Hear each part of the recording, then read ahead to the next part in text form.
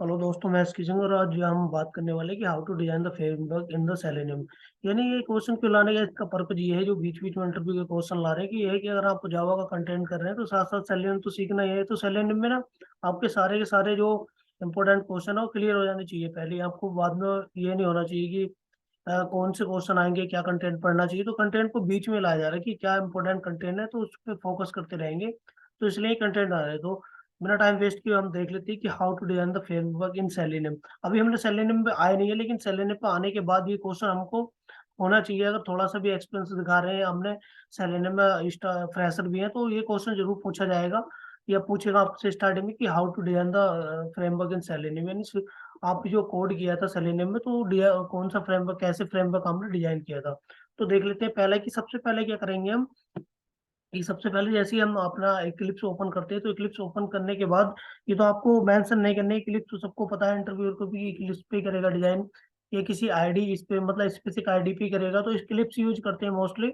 तो इक्लिप्स में सबसे पहले हम करते हैं कि मैवन प्रोजेक्ट क्रिएट करते हैं। मैवन प्रोजेक्ट क्रिएट करने के बाद इस प्रोजेक्ट के अंदर हम क्या करते हैं, इंसर्ट ही ऐड करते हैं डिपेंडेंसी, सारी की सारी डिपेंडेंसी जो हमारे प्रोजेक्ट में मतलब यूज होने वाली है। तो डिपेंडेंसी कैसे है, जैसे सेलेनियम की डिपेंडेंसी ऐड कर ली हमने, और टेस्ट एनजी की डिपेंडेंसी ऐड कर ली, वेब ड्राइवर की डिपेंडेंसी ऐड कर ली, पीओआई की डिपेंडेंसी ऐड कर ली। पीओआई की यूज करते हैं हम कि किसी एक्सटर्नल फाइल है हमारे एक्सेल फाइल से डेटा रीड करने के लिए, तो पीओआई की डिपेंडेंसी डालेंगे, तब वो फिर आपका वेब ड्राइवर मैनेजर की होगी, जो आपके वेब ड्राइवर मैनेजर को वेब जो भी आपका ब्राउजर लॉन्च होता है उसको मैनेज करता है ऑटोमेटिकली। और देन उसके बाद क्या करते हैं, उसके बाद हम करते हैं उसमें कुछ पैकेजेस क्रिएट करते हैं। जैसे पैकेज के नाम होते हैं, जैसे आपका पहला हो गया एक्शन ड्राइवर पैकेज, दूसरा बेस पैकेज, तीसरा हो गया आपका पेज ऑब्जेक्ट पैकेज, और चौथा हो गया आपका यूटिलिटी। और इसके बाद क्या करते हैं, इसके बाद हम करते हैं क्रिएट, ये देख लीजिए आपका। इसके बाद करेंगे हम असर्ट, ये एक फोल्डर होता है। उसके बाद आप प्रॉपर्टी करेंगे, प्रॉपर्टी के बाद रिपोर्ट और एक्सेट्रा, जो भी आप इसमें जरूरत होती है, लेकिन आप इतना एक्सप्लेन करेंगे। तो इसको देख लेते हैं डिटेल में कि ये सारी चीज क्या होती है। तो डिटेल में आइए देख लेते हैं कि डिटेल में ये सारा क्या होता है। तो सबसे पहले हम ये देखेंगे यहाँ कि हम देखेंगे सबसे पहले ये अपना एक्शन ड्राइवर ये पैकेज है, ये क्या होता है। इस पैकेज के अंदर हम क्या करते हैं, क्लास को क्रिएट करते हैं, जिस क्लास का नाम होता है एक्शन ड्राइवर। इस क्लास के अंदर एक्शन ड्राइवर होता है। इस क्लास के अंदर क्या करते हैं, वो सारा कोड या वो मेथड बना लेते हैं, एक्शन मेथड इस क्लास के अंदर क्या बना के रख लेते हैं, पहले से ही बना के रख लेते हैं, जो हमें फ्यूचर में या अपने प्रोजेक्ट में जैसे यूज करने वाले हैं। क्योंकि हम उस समय क्या है, यहाँ कोड का क्या है, रिपीटेशन करते हैं। ऐसा नहीं कि हमें कहीं क्लिक की में, अब मान के चलिए आपको कहीं क्लिक कराना है किसी मेथड पे, तो वहाँ बहुत सारी क्लिक होती है। जैसे डबल क्लिक कराना है, जेएस के थ्रू कराना है, या नॉर्मल क्लिक कराना है। तो ये सारे के सारे एक्शन मेथड ही हो पहले से ही हम क्लास में इसमें लिख के रख लेते हैं। अब मान के चलिए हमें क्लिक कराना, तो वो हो सकता है कि अपने पूरे के पूरे होल प्रोजेक्ट में हो सका 100 जगह या 200 टाइम्स या 300 टाइम्स हमने क्लिक कराना है। तो हम 300 टाइम्स या 200 टाइम्स ये थोड़ी है कि सारी की सारी जगह इसका मेथड बनाएंगे, जो एक्शन मेथड है वहाँ वो लिखेंगे अपने कोड में। तो ऐसा नहीं करेंगे, हम इसे एक जगह लिख लेते हैं पहले, और उसको वहाँ कॉल करा लेते हैं इसके नाम से, और सीधे छोटे से उससे मतलब यू रीयूज आप करते हैं कोड रेड्यूस और रीयूज। दो चीज यहाँ होती है कि एक तो कोड आपका रेड्यूस हो जाएगा, क्योंकि आपको कोड बार बार नहीं लिखना पड़ेगा। और रीयूज का मतलब है कि इसी कोड को आप क्या है, दोबारा यूज कर लेंगे। यानी एक ही जगह कोड रखा, उसको जहाँ जरूरत पड़ रही है उसके अकॉर्डिंग उसको क्या है यूज करते जा रहे हैं। तो यहाँ सारे के सारे एक्शन, जितने भी एक्शन होंगे आपके, सेंड की हो गया, वेट की हो गया, या टाइम थ्रेड हो गया, ये जो आपको होल्ड कराते हैं पेज को, तो सारे के सारे जितने भी एक्शन मेथड है इस पैकेज क्लास के अंदर क्या कर देंगे, हम ऑलरेडी डिफाइन कर देंगे, या अपने नीड के अकॉर्डिंग अपना वो बनाते रहेंगे और उसको कॉल कराते रहेंगे। उसके बाद हमारा आता है दूसरा पैकेज, होता है हमारा बेस पैकेज। अब बेस पैकेज के अंदर क्या है, इसके अंदर भी एक क्लास क्रिएट करते हैं जिसका नाम होता है बेस क्लास। और इस बेस क्लास के अंदर क्या है, सारे का सारा बेसिक कोड रखते हैं। बेसिक कोड का मतलब है जैसे हमारे ब्राउजर को लॉन्च कराना, यूआरएल लॉन्च कराना, विंडो को जो मैक्सिमाइज करना, विंडो को मतलब सारी की सारी डिलीट यो कुकीज यो डिलीट करना, और वेट वगैरह हैंडल करना, जैसे एम्पलीसिटी एक्सप्लिसिटी वेट होता है, या आपने इन्फ्लुएंस वेट जो भी वेट लगा रखे हैं उस वेट को हैंडल करना है। ये सारी चीज का ये बात सारा कोड हम रखते हैं बेसिक बेसिक क्लास के अंदर, बेस क्लास के अंदर। उसके बाद क्या करते हैं, उसके बाद हम एक पैकेज और क्रिएट करते हैं, और पैकेज का नाम होता है पेज ऑब्जेक्ट पैकेज। इस पैकेज के अंदर एक क्लास क्रिएट करते हैं जिसका नाम होता है ऑब्जेक्ट, पेज ऑब्जेक्ट क्लास।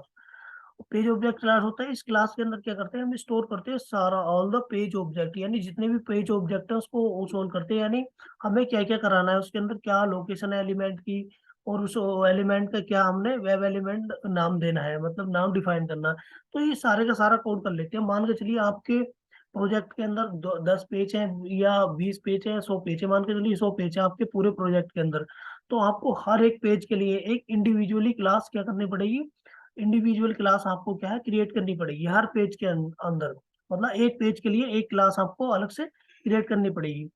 तो आपको इसके लिए पड़ेगी 100 क्लास क्रिएट करने की, अगर आपके प्रोजेक्ट में क्या 100 पेजेस है।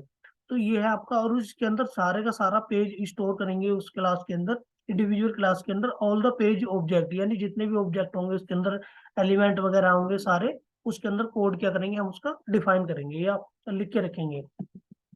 नेक्स्ट पैकेज क्या है हमारा, नेक्स्ट देख लेते हैं।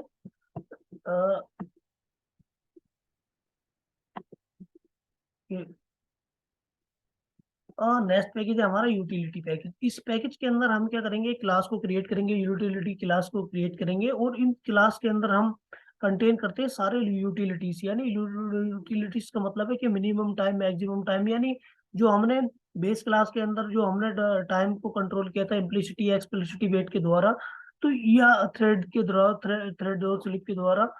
थ्रेड और स्लिप यहाँ नहीं बोलेंगे, यहाँ इम्प्लिसिटी और एक्सप्लिसिटी और एक होता है फ्लुएंट वेट, 3 टाइप के वेट होते हैं। तो उन तीनों वेट को यहाँ से क्या है मैनेज करते हैं, यानी जो भी हम टाइम यहाँ दे फिक्स करेंगे इसमें हम यूटिलिटीज के अंदर पैकेज के अंदर, तो सेम टाइम पे रन करेगा, क्योंकि इसको हम यहाँ से कॉल करा लेंगे। तो ये सेम टाइम पे रन करेगा। तो हम इसके अंदर क्या करते हैं, इस क्लास के अंदर रखते हैं सारी की सारी यूटिलिटीज, जैसे कि मैंने टाइम का बताया, और भी बाकी चीजें होती हैं। तो आपको इतना एक्सप्लेन करना है, क्योंकि ये एक एक्सप्लेनेशन आप सारी की सारी चीजें नहीं बता सकते। और नेक्स्ट होता है हमारा असेट। असेट के अंदर क्या है, ये एक फोल्डर है, नथिंग असेट इज नथिंग, एक फोल्डर है। इस फोल्डर के अंदर हम सारे के सारे चीजों को रखते हैं, कंटेन करते हैं, जैसा हमारा टेस्ट केस हो गया, टेस्ट डेटा हो गया, और टेस्ट सिनारो हो गया, यानी कितने टेस्ट केस हम टेस्ट कर रहे हैं वो टेस्ट केस रखते हैं सारे, और क्या डेटा हमको रिक्वायर है उस डेटा को हम रखते हैं इस फोल्डर के अंदर, और टेस्ट सिनारियो कितने हैं हमारे, क्या टेस्ट सिनारियो है उस टेस्ट को रखते हैं। और उसके साथ ही रखते हैं हम एंटायर डॉक्यूमेंट्स, यानी सारे के सारे वो डॉक्यूमेंट जिनकी हमें जरूरत पड़ने वाली है या जरूरत पड़ती है हमारे इसमें प्रोजेक्ट में। और उसके बाद हम क्रिएट करते हैं प्रॉपर्टी। प्रॉपर्टी ये भी एक फोल्डर है, और इस फोल्डर के अंदर हम क्या रखते हैं, कंटेन करते हैं प्रॉपर्टी फाइल, जो आपका log4j यूज करता है। प्रॉपर्टी फाइल को कंटेन करते हैं जो फाइल आपका log4j यूज करता है। देन हम क्रिएट करते हैं अनदर एक रिपोर्ट्स नाम से करते हैं, और ये भी एक फोल्डर होता है, ये भी फोल्डर होता है। इस फोल्डर के अंदर हम क्या करते हैं, सारे का सारा कंटेन करते हैं, तो जितनी भी रिपोर्ट होती है हमारी उन रिपोर्ट को कंटेन करते हैं। जैसे हमने अपना जो कोड स्क्रिप्ट लिखी है, स्क्रिप्ट लिखने के बाद रन करते हैं, तो रन करने के बाद जितना भी हमारी रिपोर्ट होती है ना, वो इसके अंदर स्टोर करते हैं हम अपने रिपोर्ट के अंदर। और इसके बाद ना बाकी चीजें भी होती हैं, रिपोर्ट्स के बाद बाकी भी चीजें होती हैं कि आपके एक्सेट्रा आप और भी फोल्डर क्रिएट करते हैं। अगर आप इतना भी डिफाइन करोगे तो ये कंप्लीट एक, आप बोल सकते हैं कंप्लीट डिजाइन फ्रेमवर्क डिजाइन का एक कंप्लीट प्रोसेस है। तो इतना भी आप बोलेंगे तो ये ठीक रहेगा। तो दोस्तों मिलते हैं नेक्स्ट वीडियो में, और जब तक के लिए टेक कर bye bye. Please subscribe and like my channel.